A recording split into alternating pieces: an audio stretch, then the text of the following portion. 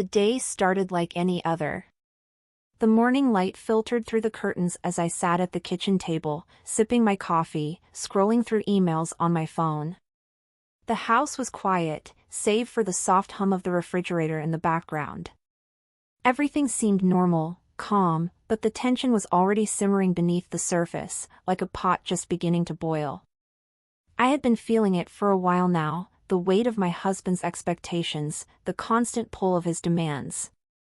It wasn't just about cooking, but the cooking had become the metaphor for everything else.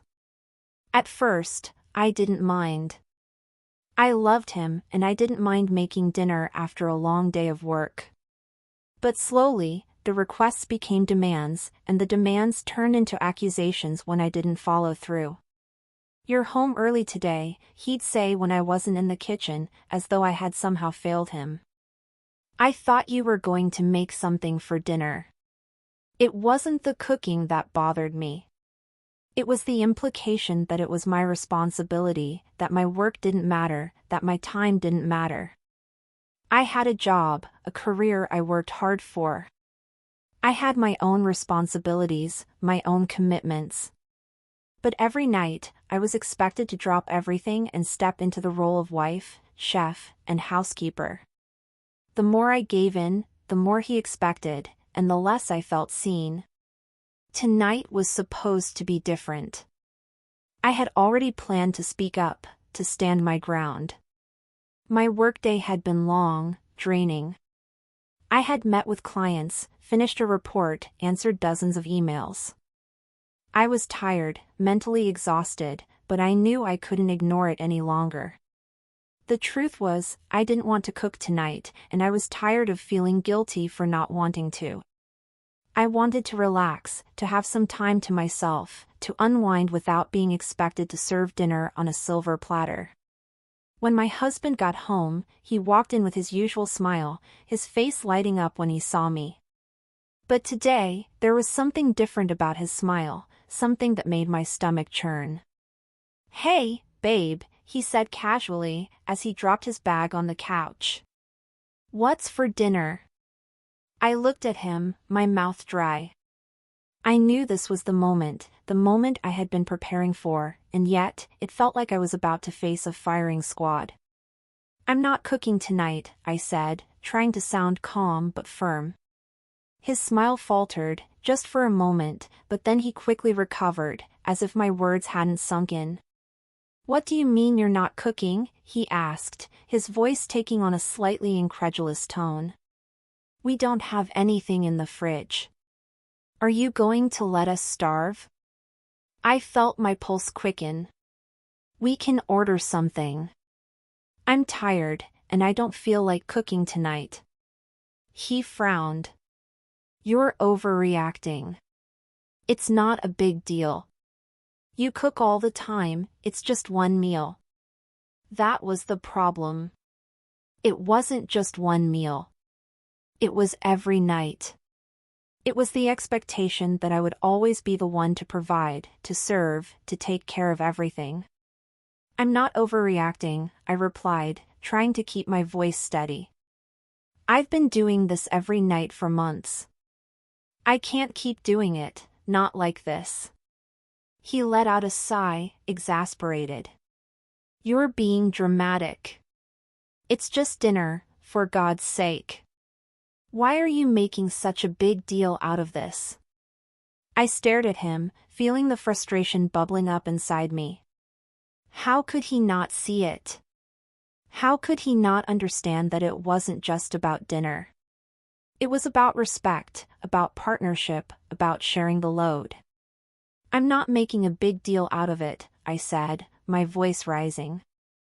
"I just want you to understand that I'm not here to be your personal chef. I have a life, too." He didn't seem to grasp the depth of my frustration. Instead, he just looked at me with that look, the one that said I was overthinking it, that I was the one with the problem. "You're being unreasonable," he muttered, as he walked toward the kitchen, clearly expecting me to just give in like I always did. But I didn't move. I didn't follow him. For the first time in a long time, I felt a spark of something that wasn't guilt or exhaustion. It was resolve. I had said my piece. I wasn't going to cook, and I wasn't going to let him make me feel bad about it. He paused, turning around to look at me. "You're really not going to cook?" I shook my head. "No. I'm not." There was a silence that stretched between us, thick and uncomfortable. It felt like something had shifted, like a boundary had been crossed.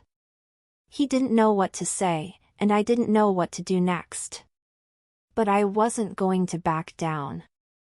Not this time. "Fine," he finally said, his voice cold. "If you don't want to cook, then don't. But don't expect me to just sit here and pretend like everything's okay."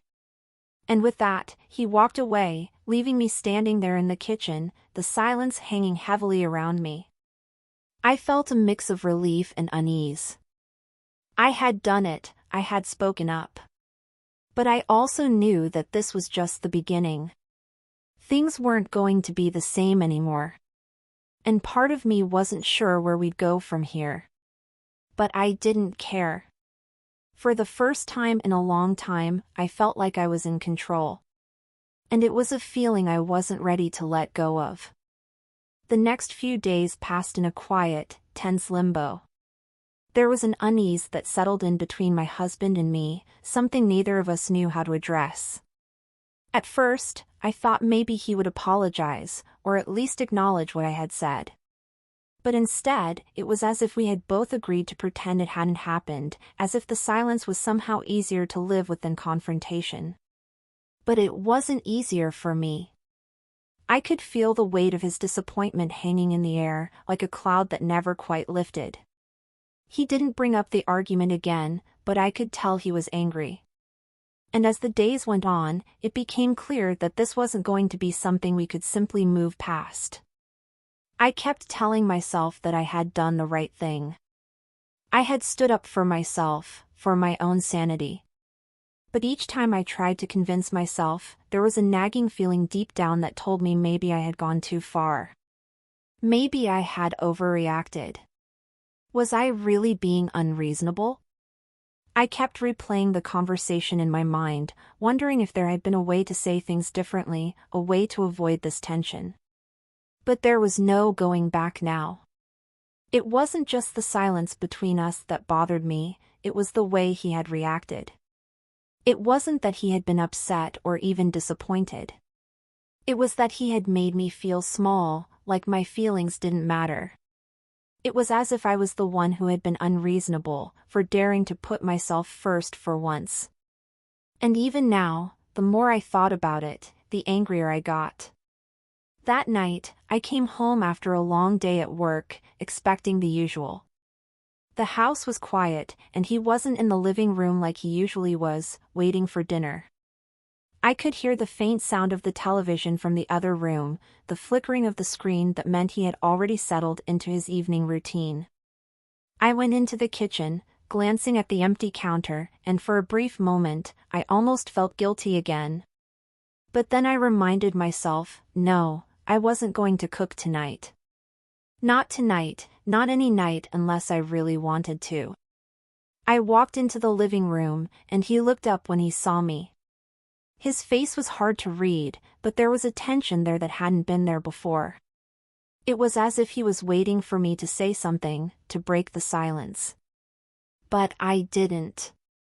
I just stood there, feeling the heat of his gaze, waiting for him to speak. "Are you hungry?" he asked, after a long pause. His voice was casual, but I could hear the edge in it. The words felt like an accusation, as though he were testing me. "I'm fine," I said, my voice steady. "I had lunch at work." He didn't say anything for a moment, but I could feel the unease building between us. The silence stretched on, thick and uncomfortable, until finally, he let out a frustrated sigh. "You know," he said, his voice sharp, "it's really not that big of a deal. You're making it sound like I asked for the world." I just wanted you to cook a damn meal. I felt my pulse quicken, the anger rising up in my chest. It wasn't about the meal. It was about everything else. It was about the fact that he had expected me to always be there, always be ready to serve, always put his needs before my own. It's not just about the meal, I said, my voice tight. It's about the way you treat me. You don't seem to get that, do you? His eyes narrowed, and for a moment, I thought he might say something else, something that would make everything worse. But instead, he just shook his head. You're overreacting again, he muttered under his breath, as though my feelings didn't matter. I don't know why you're making this such a big issue. I didn't think it would be that hard. I felt my frustration boiling over. You don't get it. You never do. It's not about the damn food. It's about the fact that you think I'm supposed to just drop everything, every single night, and cater to you. You think my work doesn't matter, that my time doesn't matter. He looked at me, his expression hardening, and for a moment, I wondered if this was really how things were going to go. Would he continue to dismiss me, to make me feel like I was the problem? I never said that, he said, his voice cold. You're blowing this way out of proportion. You don't have to cook every night. I didn't say that you do. But when I come home, I expect something to be done. That's all. I felt a tightness in my chest, a feeling I couldn't quite name.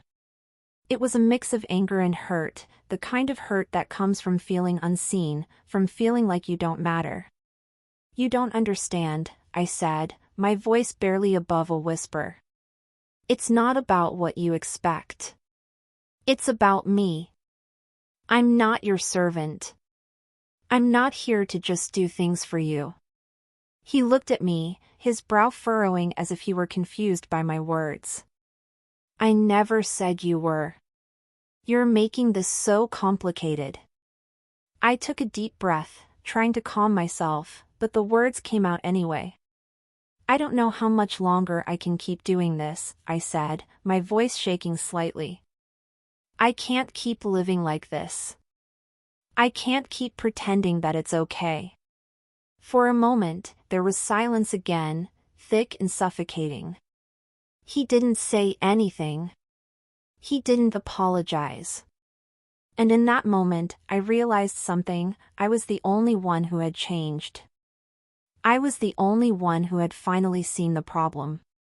And no matter what I said, he wasn't going to change. Not unless I did something about it. I turned and walked away, leaving him sitting there in the living room. I knew I couldn't keep doing this, and I wasn't sure if I wanted to stay anymore. My heart was heavy, but there was a strange sense of relief, too. Maybe standing up for myself would be the hardest thing I ever did, but it was the only thing I could do. The silence between us was starting to feel suffocating, but it wasn't the kind of silence that brought peace. It was thick with unspoken words, the kind of silence that happens when everything is falling apart, and neither one of us knows how to fix it. I was trying to ignore the weight of it, trying to focus on anything else. Work, books, the dishes piling up in the kitchen, anything that would keep my mind off the mess we were in. But it was hard to focus. Every time I walked into the living room, or passed him in the hall, the tension seemed to follow me like a shadow, always there, always reminding me of the space that was growing between us. He didn't bring up the argument again. Instead, he did what he did best, he withdrew. And that hurt more than anything else. It wasn't like I hadn't seen this before. Whenever we had a disagreement, he didn't fight with me. He didn't yell, didn't raise his voice. No, his way of fighting was to shut down, to retreat into himself, to pretend everything was fine. But it wasn't fine. It hadn't been fine for months, maybe longer. The days blurred together, and I felt the distance growing wider. When I came home from work, he was usually already there, sitting on the couch, watching TV or scrolling through his phone. He'd say something casual, like "How was your day?" but there was no real warmth in it. No real interest. Just routine, just the motions. And every time I replied, I felt like I was speaking to a stranger.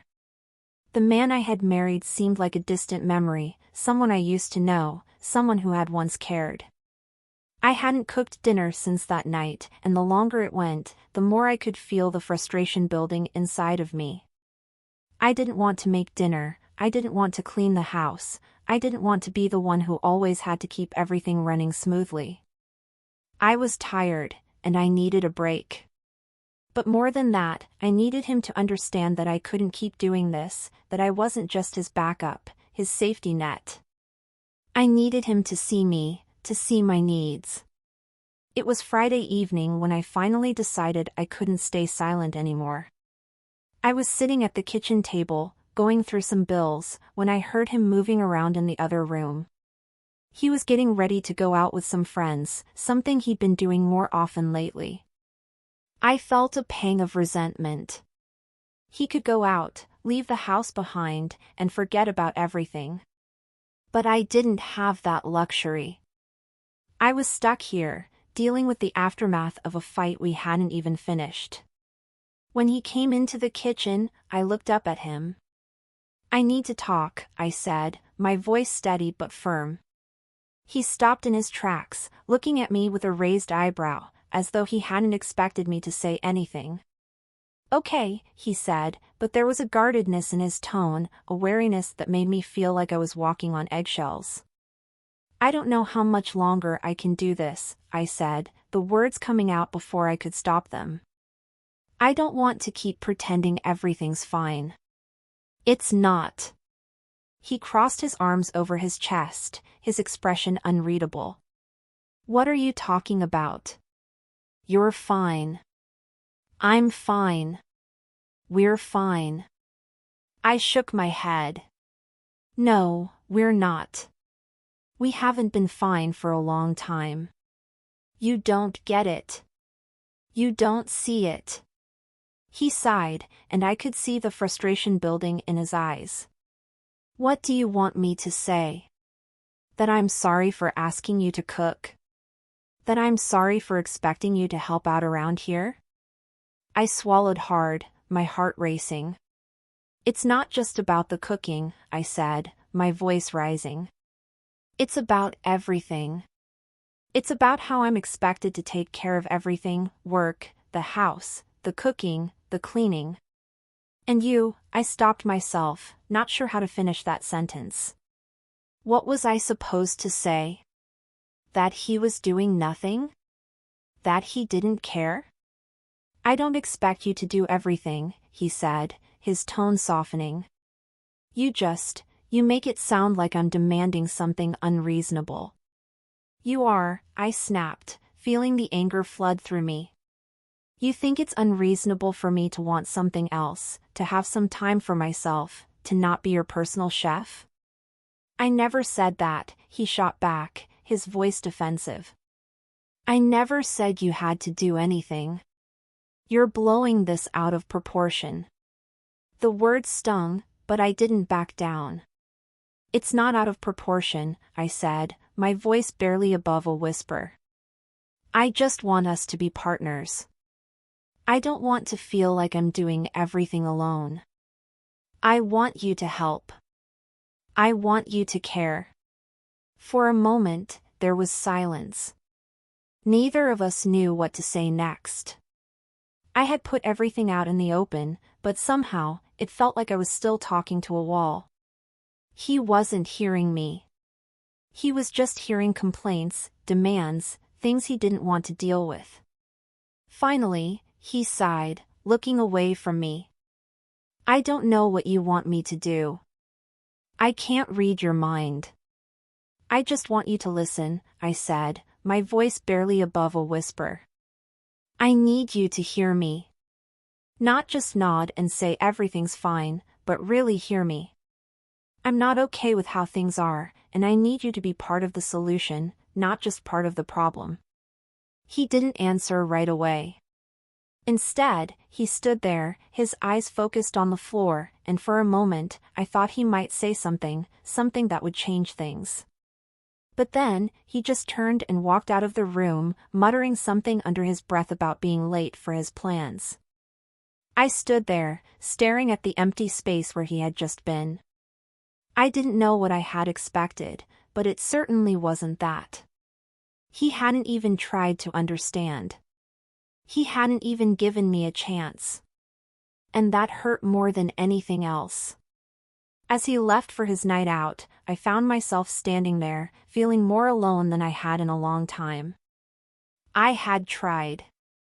I had spoken my truth. But somehow, it didn't seem to matter. The words hung in the air, unanswered, and I couldn't shake the feeling that maybe it was too late to fix anything. And as the door clicked shut behind him, I knew something had changed. I had said my piece, but I was still here, in the same place, facing the same struggles. I wasn't sure how much longer I could keep going like this. The next few days were a blur. I kept hoping that things would shift, that maybe after some time apart, we could talk things through. But every time I tried to approach him, every time I tried to get him to listen, the conversation ended in silence or a hollow apology that never seemed to reach his eyes.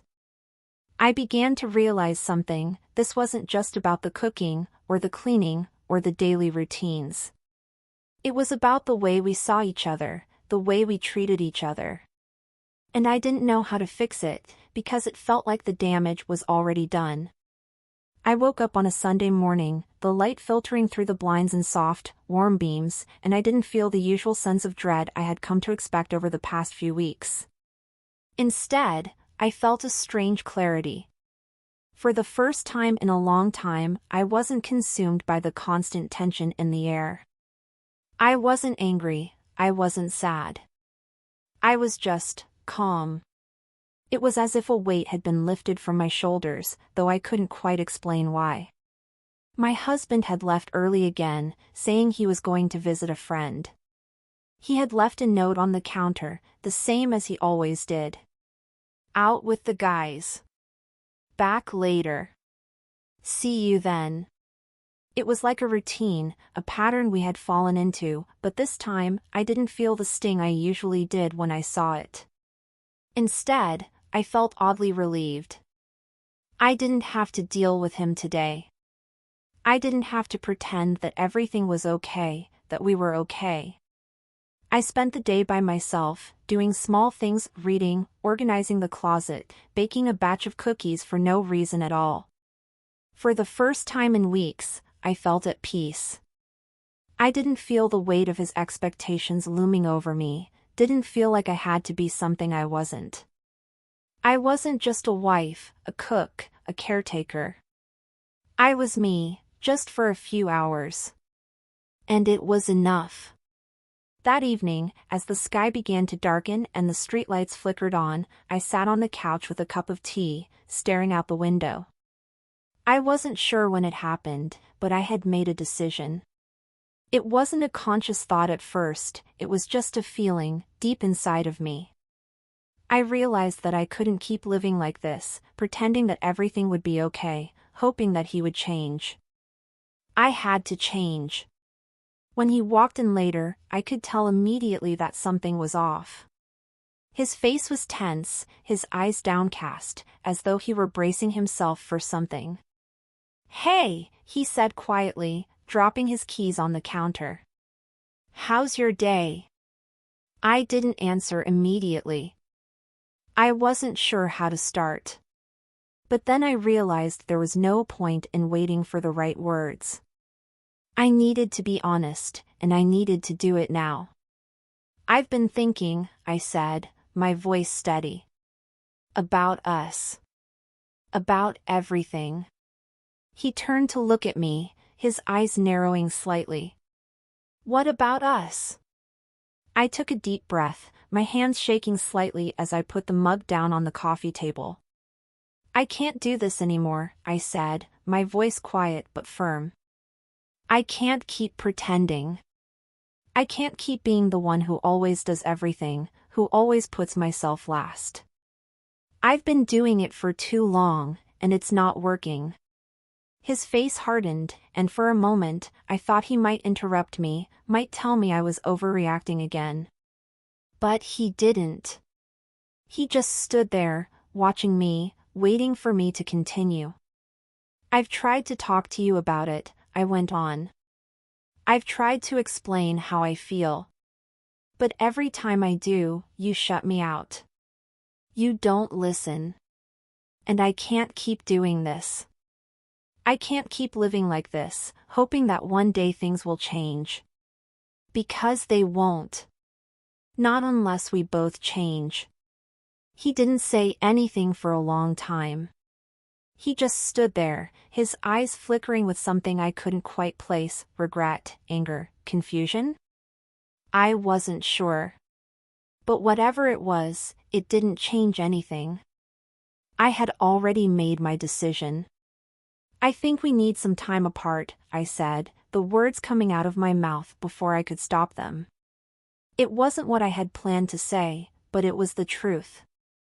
I need to figure out what I want. I need space to think. His expression shifted, and for the first time in days, I saw something like vulnerability in his eyes. You're serious? He asked, his voice almost a whisper. I am, I said, my heart pounding in my chest. I can't keep pretending. I need to find myself again. For a moment, there was only silence between us. It wasn't the heavy, suffocating silence that had marked the past few weeks. It was different. It was quieter, more final, like the stillness before a storm. But it wasn't as painful as I thought it would be. It felt right. I never meant to make you feel like this, he said finally, his voice low. I just wanted things to be normal. I looked at him, my chest tight. Normal? What's normal about this? About living in a house where neither of us feels seen, or heard, or cared for? We're not normal. We're just going through the motions, pretending everything's fine. He sighed, rubbing his face with one hand. I don't know what to say. I know, I said quietly. And I don't know what to say either. But I do know that I need something different. I need something more. And I can't get that from you if you're not willing to meet me halfway.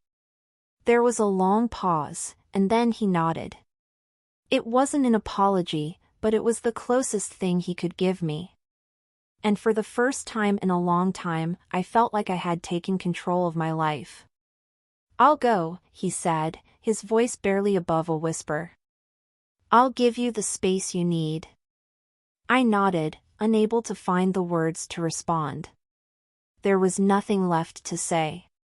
This was the end of a chapter one had never thought would end this way.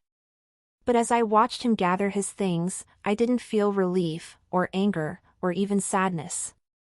I felt calm. I felt like I had made the right decision, even though it was the hardest one I had ever made. He left that night, and the house was still. I stood there, in the silence he left behind, and I realized something. I was going to be okay. I had finally found my voice.